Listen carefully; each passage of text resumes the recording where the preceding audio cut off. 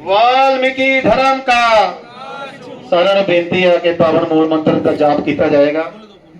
आदि वाल्मीकि नमो नमः।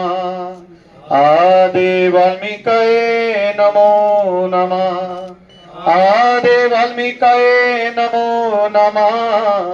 आदि वाल्मीकि नमो नमः।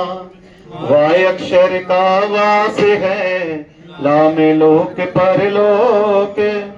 किन शब्दों में करूँ वो तो मेरे पास है, पर मैं भी बचपन से एक ही बात की सोचता हूँ जिसकी पीड़ा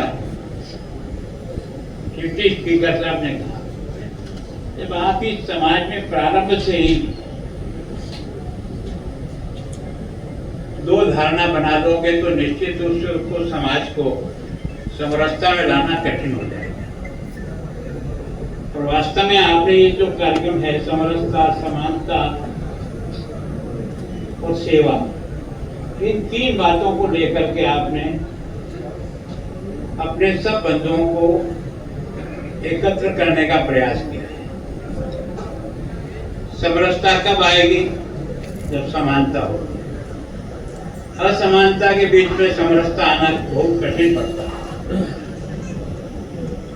समरसता, समानता और सेवा, मैं सोचता हूँ सेवा का काम तो आप लोगों ने अपने दोनों संगठनों के माध्यम से समाज की जो सेवा करने का प्रयास किया है, उसके लिए मैं आपका बहुत अभिनंदन करता हूँ कि आपने दोनों संगठनों से एक दलित हेल्पलाइन और एक भगवान वाल्मीकि धर्म सभा, इन दोनों के माध्यम से आपने समाज के अपने ही बंधुओं को जो पिछड़ गए हैं, जो अभाव में हैं, जिनको हमारे बराबर लाया जा सकता है, उसके लिए जो प्रयत्न किया उसके लिए आपको बहुत बधाई। मैं सोचता हूँ कि ये जो आपका दलित हेल्पलाइन है ये 2016 में बनी, अभी इसकी उम्र बहुत छोटी है। 8-9 साल में भी आपने अपनी हेल्पलाइन के माध्यम से संपूर्ण देश के लोगों को उस हेल्पलाइन में अपनी सूचना पहुंचाने के लिए कहा, ताकि आप उनके विकास की दृष्टि से शिक्षा हो, अन्य जो सरकारी लाभ है वो इनके पास ठीक तरह से पहुंचे, सरकार की योजना को भी वहां तक पहुंचाने के लिए भी एक सेतु का काम जो कर रहे हैं। सच में नकारात्मक रोते रोते तो जिंदगी निकल जाए, कहीं कहीं से शुरुआत करनी पड़ेगी, तब उसका परिणाम अपने आप आ जाएगा। आज नहीं आएगा, 2 दिन बाद आएगा, लेकिन जब कोई प्रयत्न करते हैं तो ऊपर वाला भी बहुत बहुत आपकी मदद करता है कि आप किस मन से काम करें। मैं सोचता हूँ कि शायद इससे बड़ा उदाहरण क्या होगा कि भगवान राम के दोनों बेटों का पालन पोषण भगवान वाल्मीकि ने किया। जब माता सीता को एक तरह से शासन का अधिकार राम के पास होने के कारण से लोगों की कहे अनुसार उसने अपनी प्रिय पत्नी को भी त्यागा। इसका मतलब शासन से उम्मीद की जाती है कि वो न्याय के लिए और जनता के सोच के लिए अपने जीवन को उसके अनुसार बनाए, चाहे परिवार को तकलीफ हो या कुछ भी हो। इससे बड़ी तकलीफ कोई हो नहीं सकती। जिस सीता के लिए लंका का युद्ध लड़ा, जिस सीता के लिए इतना बड़ा नरसंहार हुआ, उस सीता को केवल और केवल जनता के कहने से त्याग दिया। लेकिन ईश्वर कहाँ से योग बनाता है? वो सीता जाकर कहाँ विश्राम करती है? वाल्मीकि के आश्रम में। इसका मतलब आप समझ गए ना, उस समय ये असमानता नहीं थी, सब बराबर माने जाते थे, सबके लिए उसी प्रकार के रास्ते खुले थे। और वाल्मीकि ने उनको रखा ही नहीं, तो दोनों बच्चों को पढ़ाने के साथ शस्त्र विद्या भी हर प्रकार से निपुण किया कि जब भगवान का अश्वमेध का घोड़ा छोड़ा गया था तो यही बालक है जिन्होंने पकड़ लिया था। अश्वमेध का घोड़ा पकड़ने का मतलब चुनौती स्वीकार, आओ मैदान जंग में लड़ते। मुझे पता नहीं था कि मेरा युद्ध मेरे पिता से हो जाए। जो बोले सो निभे। भगवान वाल्मीकि महाराज की जय। लेकिन वाल्मीकि बने क्यों? वाल्मीकि जी की बिना साधना के, बिना ज्ञान अर्जन के तो वाल्मीकि नहीं बन सके।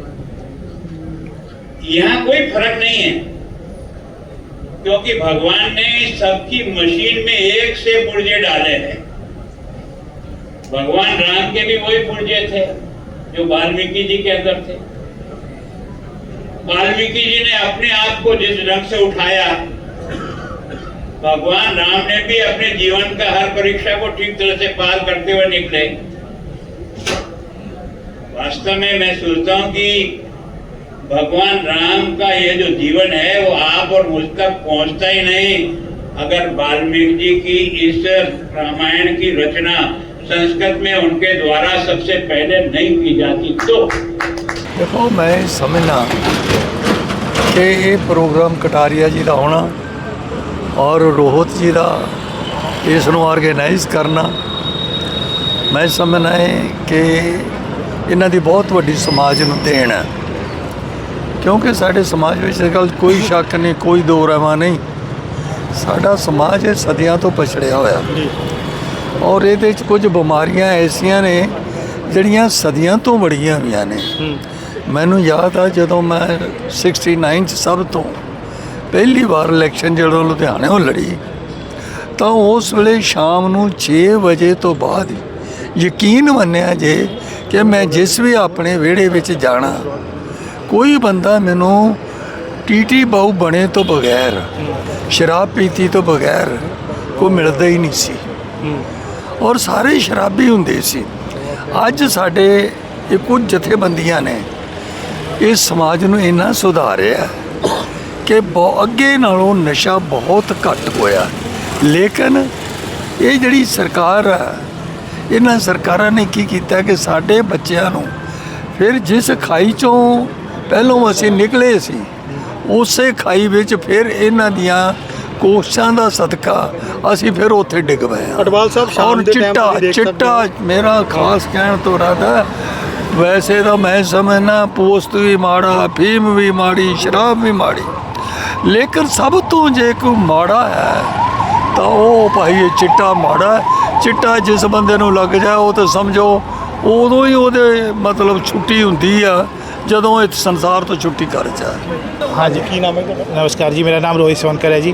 ਤੇ ਕੀ ਕਹਿਣਾ ਚਾਹੋਗੇ ਅੱਜ ਦਾ ਜਿਹੜਾ ਇਹ ਪ੍ਰੋਗਰਾਮ ਹੋਣ ਜਾ ਰਿਹਾ ਵਾ? सर ਅੱਜ ਦਲਿਤ ਹੈਲਪਲਾਈਨ ਤੇ ਵਾਲਮੀਕੀ ਧਰਮ ਸਮਾਜ ਜਿਹੜੀ ਦੋ ਸੰਸਥਾਵਾਂ ਨੇ ਉਹਨਾਂ ਨੇ ਮਿਲ ਕੇ ਇੱਕ ਪ੍ਰੋਗਰਾਮ ਕਰਾਇਆ ਹੈ ਜਿਹਦਾ ਨਾਮ ਹੈ ਸਮਾਜਿਕ ਸਮਰਸਤਾ, ਜਿਹਦਾ ਕਿ ਇਹ ਸੰਦੇਸ਼ ਹੈ ਪੂਰੇ ਸਮਾਜ ਨੂੰ ਕਿ ਸਾਰੇ ਹੀ ਸਮਾਜ ਇੱਕ ਨੇ, ਇਕੁਐਲਿਟੀ ਦਾ ਇਹ ਪ੍ਰੋਗਰਾਮ ਅਸੀਂ ਕਰ ਰਹੇ ਹਾਂ, ਜਿਹਦੇ ਵਿੱਚ ਸਾਡੇ ਮੁੱਖ ਮਹਿਮਾਨ ਗਵਰਨਰ ਸਾਹਿਬ ਸਾਡੇ ਗੁਲਾਬ ਚੰਦ ਕਟਾਰੀਆ ਜੀ ਨੇ, ਡਾਕਟਰ ਚਰਨਜੀਤ ਅਟਵਾਲ ਜੀ ਨੇ ਜਿਹੜੇ ਡਿਪਟੀ ਸਪੀਕਰ ਰਹਿ ਚੁੱਕੇ ਨੇ ਲੋਕ ਸਭਾ ਤੋਂ, ਤੇ ਸਾਡੇ ਡਾਕਟਰ ਕਮਲਜੀਤ ਸੋਈ ਨੇ, ਪੰਡਿਤ ਰਾਜਨ ਸ਼ਰਮਾ ਜੀ ਨੇ, ਤੇ ਸਾਡੇ ਸਾਰੇ ਹੀ ਸਮਾਜ ਦੇ ਕਈ ਮਿੱਤਰ ਆਏ ਨੇ ਪੂਰੇ ਲੁਧਿਆਣੇ ਤੋਂ ਤੇ ਇਹਦੇ ਵਿੱਚ ਪ੍ਰੋਗਰਾਮ 'ਚ ਹਿੱਸਾ ਲੈਣ ਲਈ। ਤੇ ਕੀ ਮਤਲਬ ਕਿ ਲੱਗਦਾ ਤੁਹਾਨੂੰ ਇਸ ਕਾਰਜਕ੍ਰਮ ਦਾ ਕੀ ਪ੍ਰਭਾਵ ਪੈਣ ਵਾਲਾ ਹੈ? ਇਸ ਕਾਰਜਕ੍ਰਮ ਦਾ ਬਹੁਤ ਪ੍ਰਭਾਵ ਪਊਗਾ ਜੀ, ਕਿਉਂਕਿ ਗਵਰਨਰ ਸਾਹਿਬ ਹੀ ਸਾਡੇ ਮੁੱਖ ਵਕਤਾ ਨੇ ਤੇ ਜਦ ਗਵਰਨਰ ਸਾਹਿਬ ਨੇ ਆ ਕੇ ਸੰਦੇਸ਼ ਦੇਣਾ ਤੇ ਉਹ ਤਾਂ ਸਭ ਲਈ ਸਰਪ੍ਰੀ ਹੈ।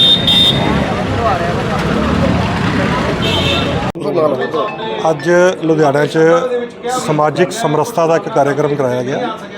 ਦਲਿਤ ਹੈਲਪਲਾਈਨ ਔਰ ਬਾਕੀ ਸਾਰੇ ਸਮਾਜ ਵੱਲੋਂ, ਜਿੱਥੇ ਗੁਲਾਬ ਚੰਦ ਕਟਾਰੀਆ ਜੀ ਪੰਜਾਬ ਦੇ ਗਵਰਨਰ ਸਾਹਿਬ ਨੇ ਸ਼ਿਰਕਤ ਕੀਤੀ। ਅੱਜ ਦੇ ਇਸ ਕਾਰਜਕ੍ਰਮ 'ਚ ਜਿੱਥੇ ਅਸੀਂ ਸਾਰੇ ਸਮਾਜ ਦੇ ਲੋਕਾਂ ਨੂੰ ਇਕੱਠਾ ਕੀਤਾ, ਇੱਕ ਮੰਚ ਤੇ ਯੁਵਾ ਸ਼ਕਤੀ ਨੂੰ ਇਕੱਠਾ ਕੀਤਾ, ਭੈਣਾਂ ਨੂੰ ਇਕੱਠਾ ਕੀਤਾ ਔਰ ਜੋ ਸਾਨੂੰ ਸੋਸ਼ਲ ਇਕੁਐਲਿਟੀ ਦਾ, ਸੋਸ਼ਲ ਹਾਰਮੋਨੀ ਦਾ, ਸਮਾਜਿਕ ਸਮਰਸਤਾ ਦਾ ਗਿਆਨ ਗੁਲਾਬ ਚੰਦ ਕਟਾਰੀਆ ਜੀ ਨੇ ਬੜੇ ਆਸਾਨ ਸ਼ਬਦਾਂ ਕੀਤਾ ਕਿ ਸਾਡੇ ਸਮਾਜ 'ਚ ਕਿਸੇ ਤਰ੍ਹਾਂ ਦੀ ਕੋਈ ਨੀਚ ਨਹੀਂ ਸੀ, ਕੋਈ ਊਚ ਨਹੀਂ ਸੀ। ਜੇ ਮਹਾਰਾਜ ਰਾਮ ਜੀ ਭਗਵਾਨ ਬਣੇ ਤਾਂ ਉਹਨਾਂ ਦੀ ਰਚਇਤਾ ਕੀਤੀ ਵਾਲਮੀਕੀ ਜੀ ਨੇ। ਜੇ ਮਾਤਾ ਸ਼ਬਰੀ ਕੋਲ ਪਹੁੰਚੇ ਤਾਂ ਉਹਦੇ ਜੂਠੇ ਬੇਰ ਖਾਧੇ। ਇਹਦਾ ਮਤਲਬ ਕਿਸੇ ਤਰ੍ਹਾਂ ਦੀ ਕੋਈ ਊਚ ਨੀਚ ਸਾਡੇ ਸਮਾਜ 'ਚ ਨਹੀਂ ਸੀਗੀ। ਅੰਗਰੇਜ਼ ਇਸ ਕੰਟਰੀ 'ਚ ਆਇਆ, ਮੁਗਲ ਇਸ ਕੰਟਰੀ 'ਚ ਆਏ, ਉਹਨਾਂ ਨੇ ਸਾਡੇ ਧਾਰਮਿਕ ਗ੍ਰੰਥਾਂ ਨਾਲ ਛੇੜਛਾੜ ਕੀਤੀ, ਸਾਡਾ ਅਸਲੀ ਇਤਿਹਾਸ ਗਵਾਇਆ। ਸਾਡੀਆਂ ਕੁਝ ਸਰਕਾਰਾਂ ਨੇ ਵੀ ਸਾਡੇ ਅਸਲੀ ਇਤਿਹਾਸ ਨੂੰ ਖਰਾਬ ਕਰਨ ਦੀ ਕੋਸ਼ਿਸ਼ ਕੀਤੀ। ਕੀਤੀ। ਪਰ ਅੱਜ ਕਟਾਰੀਆ ਜੀ ਨੇ, ਸਾਡੇ ਗਵਰਨਰ ਸਾਹਿਬ ਨੇ ਬੜੇ ਵਧੀਆ ਸ਼ਬਦਾਂ ਨਾਲ, ਬੜੇ ਪ੍ਰੇਰਨਾ ਭਰੇ ਸ਼ਬਦਾਂ ਨਾਲ ਉਹਨਾਂ ਗੱਲਾਂ ਨੂੰ, ਉਹਨਾਂ ਗਲਤਫਹਿਮੀਆਂ ਨੂੰ ਦੂਰ ਕਰਕੇ ਸਮਾਜ ਨੂੰ ਜੋੜਨ ਦਾ ਸੰਦੇਸ਼ ਦਿੱਤਾ ਹੈ। ਸਾਰੇ ਸਮਾਜ ਇੱਕੋ ਹੈ ਜੀ। ਅੱਜ ਮੈਂ ਅਰੋੜਾ ਸਮਾਜ ਨੂੰ ਇੱਥੇ ਲੈ ਕੇ ਪਹੁੰਚਿਆ। ਸੌਨਕਰ ਭਾਈਚਾਰਾ, ਆਪਣਾ ਜੱਟ ਭਾਈਚਾਰਾ, ਪੰਡਤ ਭਾਈਚਾਰਾ, ਅੱਜ ਅਰੋੜਾ ਬਰਾਦਰੀ, ਸੂਦ ਬਰਾਦਰੀ ਆ ਸਾਰੀ ਇੱਥੇ ਪਹੁੰਚੀ ਹੈ ਔਰ ਇੱਕ ਸਮਾਜ ਨੂੰ ਸੰਦੇਸ਼ ਦੇਣ ਲਈ ਪਹੁੰਚੇ ਹੈ ਵੀ ਅਸੀਂ ਸਭ ਇੱਕ ਹੈਗੇ ਹਾਂ। ਸਾਡੇ 'ਚ ਕੋਈ ਵੀ ਅਸਮਾਨਤਾ ਨਹੀਂ ਹੈਗੀ। ਹਰ ਧਰਮ, ਹਰ ਜਾਤ ਦੇ ਲੋਕ ਸਾਡੇ ਵੱਡੇ ਭਰਾ ਨੇ, ਛੋਟੇ ਭਰਾ ਨੇ, ਸਭ ਇੱਕ ਸਮਾਨ ਯੋਗ ਨੇ। ਸਭ ਨੂੰ ਸਮਾਨ ਇੱਜ਼ਤ ਦੇਣੀ ਚਾਹੀਦੀ ਹੈ ਔਰ ਅਸੀਂ ਸਮਾਨ ਇੱਜ਼ਤ ਦੇਵਾਂਗੇ ਵੀ। ਇਸੇ ਕਰਕੇ ਅਸੀਂ ਇੱਥੇ ਪਹੁੰਚੇ ਹਾਂ ਜੀ। ਕੀ ਕਹਿਣਾ ਚਾਹੁੰਦੇ ਹੋ ਸਿੱਖ ਨੌਜਵਾਨਾਂ ਨੂੰ ਕਿਸ ਤਰ੍ਹਾਂ ਜੋੜੋਗੇ? ਨੌਜਵਾਨਾਂ ਨੂੰ ਦੇਖੋ, ਇਹ ਜਿਹੜੇ ਪ੍ਰੋਗਰਾਮ ਕਿਉਂ ਰੱਖੇ ਗਏ ਆ, ਇਹ ਪ੍ਰੋਗਰਾਮ ਇਸ ਲਈ ਰੱਖੇ ਗਏ ਆ, ਮਹਾ ਮਹੀਮ ਗਵਰਨਰ ਸਾਹਿਬ ਵੀ ਇੱਥੇ ਪਹੁੰਚੇ, ਬਹੁਤ ਹੀ ਪ੍ਰੇਰਨਾ ਸਰੋਤ ਉਹਨਾਂ ਨੇ ਸ਼ਬਦ ਕਹੇ, ਰਾਮਾਇਣ ਦੀ ਵਿਆਖਿਆਨ ਕੀਤੀ। ਰਾਮਾਇਣ ਦੇ ਵਿੱਚ ਕੋਈ ਵੀ ਨੀਚ ਜਾਤ ਪਾਤ ਦਾ ਕੋਈ ਵੀ ਇਹੋ ਜਿਹਾ ਭੇਦਭਾਵ ਰੱਖਿਆ ਨਹੀਂ ਗਿਆ। ਜਿਹੜੇ ਨੌਜਵਾਨ ਨੇ, ਅਸੀਂ ਹਰ ਨੌਜਵਾਨ ਦੇ ਵਿੱਚ ਜਾਗਰੂਕਤਾ ਲਿਆਵਾਂਗੇ, ਆਪਣੇ ਗ੍ਰੰਥਾਂ ਦੀ ਜਾਗਰੂਕਤਾ ਲਿਆਵਾਂਗੇ, ਇਕਜੁੱਟਤਾ ਦੀ ਜਾਗਰੂਕਤਾ ਲਿਆਵਾਂਗੇ ਕਿ ਸਾਰਾ ਸਮਾਜ ਇਕਜੁੱਟ ਹੋਵੇ ਔਰ ਚੰਗੇ ਰਾਹ 'ਤੇ ਤੁਰਨ ਔਰ ਆਪਣੇ ਸਮਾਜ ਨੂੰ ਅੱਗੇ ਲੈ ਕੇ ਜਾਣ ਦੀ। ਜਦੋਂ ਆ ਦਲਿਤ ਹੈਲਪਲਾਈਨ ਰੋਹਿਤ ਸੋਨਕਰ ਉਹਨਾਂ ਨੇ ਬਣਾਈ ਸੀ 10-12 ਸਾਲ ਪਹਿਲਾਂ, ਤੇ ਉਦੋਂ ਇਹਦਾ ਮੁੱਖ ਉਦੇਸ਼ ਸੀਗਾ ਕਿ ਜਿਹੜਾ ਸਮਾਜ ਦਾ ਨੀਵੇਂ ਦਾ ਤਬਕਾ ਹੈ ਉਹਨੂੰ ਇਨਸਾਫ ਦਿਲਾਣਾ, ਉਹਨੂੰ ਇੱਕ ਲੈਵਲ ਤੇ ਲੈ ਕੇ ਆਣਾ ਕਿ ਉਹ ਸਮਾਜ ਨੂੰ ਹਰ ਇੱਕ, ਜਦੋਂ ਸਾਡੇ ਗੁਰੂ ਸਾਹਿਬਾਨ ਨੇ, ਜਦੋਂ ਗੁਰੂ ਸਾਹਿਬਾਨ ਨੇ ਕਿਹਾ ਸੀਗਾ ਮਾਨਸ ਕੀ ਜਾਤ ਸਭੇ ਏਕੇ ਪਹਿਚਾਨ ਬੋ, ਸਾਰਾ ਸਮਾਜ ਇੱਕ ਹੋਵੇ। ਕੋਈ ਵੀ ਸਮਾਜ ਦੇ ਵਿੱਚ ਊਚ ਨੀਚ, ਜਾਤ ਪਾਤ, ਧਰਮ ਨਾਮ ਦੇ ਨਾਂ ਤੇ ਸਮਾਜ ਨੂੰ ਨਾ ਵੰਡਿਆ ਜਾਵੇ। ਉਸੇ ਹੀ ਗੱਲ ਦਾ ਜਿਹੜਾ ਹੋਕਾ ਦੇਣ ਵਾਸਤੇ ਬੀਜੇਪੀ ਜਿਹੜੀ ਹੈ ਸਾਰੇ ਹਿੰਦੁਸਤਾਨ ਦੇ ਵਿੱਚ ਆ ਕਾਰਜਕ੍ਰਮ ਕਰ ਰਹੀ ਹੈ। ਉਸੇ ਲੜੀ ਦੌਰਾਨ ਸਾਡੇ ਬਹੁਤ ਹੀ ਸਨਮਾਨਯੋਗ ਰੋਹਿਤ ਸੋਨਕਰ ਸਾਹਿਬ ਨੇ ਗਵਰਨਰ ਸਾਹਿਬ ਨੂੰ ਸੱਦਾ ਦਿੱਤਾ ਤੇ ਗਵਰਨਰ ਸਾਹਿਬ ਨੇ, ਜਿਨ੍ਹਾਂ ਨੇ ਪੈਦਲ ਯਾਤਰਾ ਕਰਕੇ ਪੰਜਾਬ ਦੇ ਵਿੱਚੋਂ ਸਮਾਜਿਕ ਬੁਰਾਈਆਂ, ਜਿਹੜਾ ਵੱਡੀ ਬੁਰਾਈ ਹੈ ਨਸ਼ੇ ਨੂੰ ਖਤਮ ਕਰਨ ਵਾਸਤੇ, ਉਹਨਾਂ ਨੇ ਹਰ ਇੱਕ ਘਰ ਘਰ ਜਾ ਕੇ, ਮੈਨੂੰ ਯਾਦ ਹੈ ਕਿ ਉਹਨਾਂ ਨੇ ਮਾਲਵਾ ਰੀਜਨ ਕੀਤਾ, ਉਹਨਾਂ ਨੇ ਮਾਝਾ ਰੀਜਨ ਕੀਤਾ, ਉਹਨਾਂ ਨੇ ਅੰਮ੍ਰਿਤਸਰ ਦੇ ਵਿੱਚ, ਗੁਰਦਾਸਪੁਰ ਦੇ ਵਿੱਚ ਜਿਹੜੀ ਯਾਤਰਾ ਕੀਤੀ, ਪਦ ਯਾਤਰਾ ਕੀਤੀ। ਤੇ ਉਹ ਮੈਸੇਜ ਜਿਹੜਾ ਗਵਰਨਰ ਸਾਹਿਬ ਸਾਡੇ ਯੂਥ ਨੂੰ ਦੇਣ ਆ ਰਹੇ ਨੇ, ਨੰਬਰ 1 ਕਿ ਜਿਹੜੀਆਂ ਸਮਾਜਿਕ ਬੁਰਾਈਆਂ ਨੇ ਇਸ ਤੋਂ ਦੂਰ ਰਹੋ, ਨੰਬਰ 2 ਕਿ ਅਸੀਂ ਜਾਤ ਪਾਤ ਧਰਮ ਦੇ ਵਿੱਚ ਕੋਈ ਯਕੀਨ ਨਹੀਂ ਕਰਦੇ, ਮਾਨਸ ਕੀ ਜਾਤ ਸਭੇ ਏਕੇ ਪਹਿਚਾਨ ਬੋ, ਸਾਰੇ ਇੱਕੋ ਹੀ ਆ।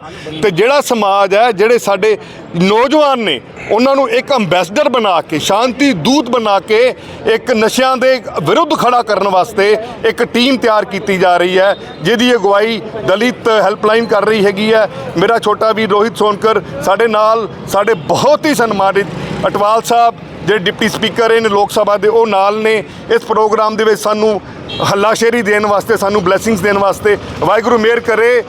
ਗੁਲਾਬ ਚੰਦ ਕਟਾਰੀਆ ਜੀ, ਮਾਨਯੋਗ ਗਵਰਨਰ ਸਾਹਿਬ ਦਾ ਇੰਨਾ ਵੱਡਾ ਪਬਲਿਕ ਐਕਸਪੀਰੀਅੰਸ ਹੈਗਾ, ਉਹਨਾਂ ਦੇ ਐਕਸਪੀਰੀਅੰਸ ਤੋਂ ਸਾਡਾ ਯੂਥ ਸਿੱਖੇ ਤੇ ਅਸੀਂ ਇਸ ਮਿਸ਼ਨ ਨੂੰ, ਮਿਸ਼ਨ ਜਿਹੜਾ ਹੈਗਾ ਕਿ ਨਸ਼ੇ ਦੇ ਕੋੜ ਨੂੰ ਹਿੰਦੁਸਤਾਨ ਚੋਂ, ਪੰਜਾਬ ਚੋਂ ਬਾਹਰ ਕੱਢਣਾ, ਤੇ ਉਸ ਨੂੰ ਮਿਸ਼ਨ ਨੂੰ ਅੱਗੇ ਲੈ ਕੇ ਜਾਈਏ ਤੇ ਇਸ ਮਿਸ਼ਨ ਨੂੰ ਕਾਮਯਾਬ ਬਣਾਈਏ। ਧੰਨਵਾਦ।